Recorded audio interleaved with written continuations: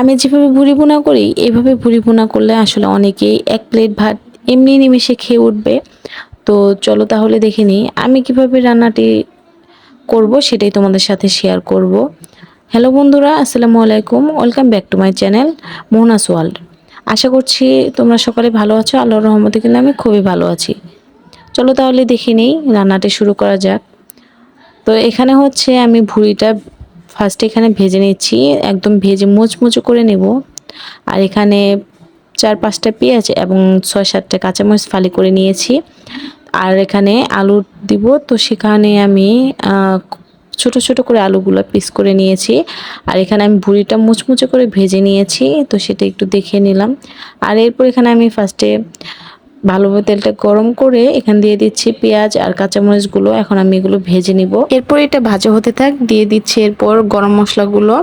তো এরপর হচ্ছে 2টা দারচিনি দিয়ে দিয়েছি, এলাচ, তেজপাতা আর লবঙ্গ, এগুলো দিয়ে এখন আমি ভেজে নিব। এরপর দিয়ে দিচ্ছি আদা পেস্ট 2 চামচ, রসুন পেস্ট 1 চামচ, আর যার যার পরিমাণ মতো আপনারা দিয়ে নেবেন।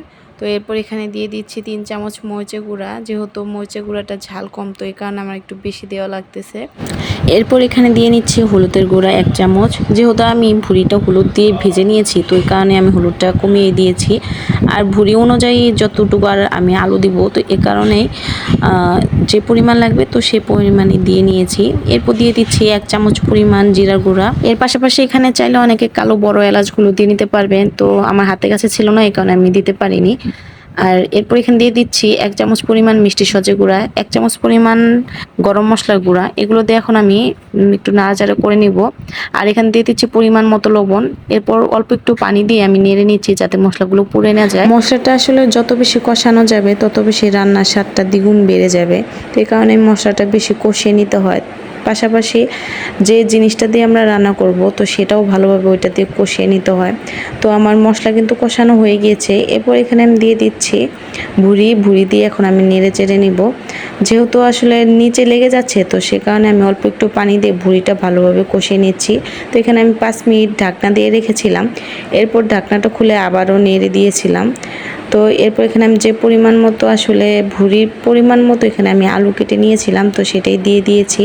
এরপর এটা একটু কষিয়ে নিব। এই রেসিপিটি কিন্তু যারা আসলে নতুন তাদের জন্যই, যারা একদমই নতুন রান্না করতে পারে না তো এই রেসিপিটা দেখে কিন্তু শিখে নিতে পারবে। আসলে রান্না কিন্তু অনেক ভুল থাকতে পারে, যারা আসলে পাকা রাঁধুনি তাদের জন্য অনেক কিছু ভুল হতে পারে আমার কাছে মনে হচ্ছে। তো নতুন যারা তাদের জন্যই ভিডিওটি ভালো লাগে অবশ্যই লাইক, সাবস্ক্রাইব, কমেন্ট করে পাশে থাকবে। এরপর এখানে আমি 3-4টে কাঁচামরিচ দিয়ে নিয়েছি, ভালোভাবে কষিয়ে নেওয়ার পর এরপর এখানে দিয়ে দিচ্ছি পরিমাণ মতো পানি। আর পরিমাণ মতো পানি দেওয়ার পর আমি এখানে ঢাকনা দিয়ে রেখেছিলাম প্রায় আধা ঘন্টার মতো। এখানে প্রায় আমার রান্না করা শেষ। তো রান্না করা শেষ, এরপর এখানে আমি লাস্টে বাগার দিয়ে নিব। আমার এই রেসিপিটি যদি তোমাদের কাছে ভালো লাগে অবশ্যই কিন্তু বাসায় একটু ট্রাই করবে। তো বাসায় রান্না করার পর কেমন হয়েছে সেটা কিন্তু অবশ্যই কমেন্ট করবে, জানাবে আমাকে যে তোমাদের কাছে খেতে কেমন হয়েছিল। তো বাগার দেওয়ার জন্য এখানে আমি পরিমাণ মতো তেল দিয়ে নিয়েছিলাম। আর এরপর এখানে আমি পেঁয়াজটা ভালোভাবে ব্রাউন কালার করে ভেজে নিচ্ছি। তো এরপর এটা আমি যে ভুঁড়িটা রান্না করে রেখেছি সেটার মধ্যে ঢেলে দিব। আর লাস্টে অল্প একটু আমি জিরা গুঁড়া ছিটিয়ে নিব। তো এইভাবে রান্না করলেই কিন্তু রান্নাটা বেশি মজা লাগবে, ভুঁড়ি বা বট যেটাই বলো তোমরা। তো আমার কাছে কিন্তু দেখতে খুবই দারুণ হয়েছে আর খেতেও কিন্তু অনেক মজা হয়েছিল। আমরা সবাই খেয়েছি, খুবই ভালো লেগেছে আসলে। বাগার দেওয়া শেষে এরপর আমি আবার একটু চুলার উপরে দিয়েছিলাম যাতে পেঁয়াজটা ভালোভাবে গলে যায়। তো এরপর আমি একটা বাটিতে সার্ভ করে নিয়েছি। আর দেখতে কিন্তু অসাধারণ লাগছিল। গরুর বট ভুনাটি কার কার পছন্দ প্লিজ কমেন্ট করবে আপুরা। আরো একটি ভিডিও নিয়ে তোমাদের সামনে হাজির হব। আজ তাহলে এখানে বিদায় নিচ্ছি, ভালো থাকবে বন্ধুরা, আল্লাহ হাফেজ।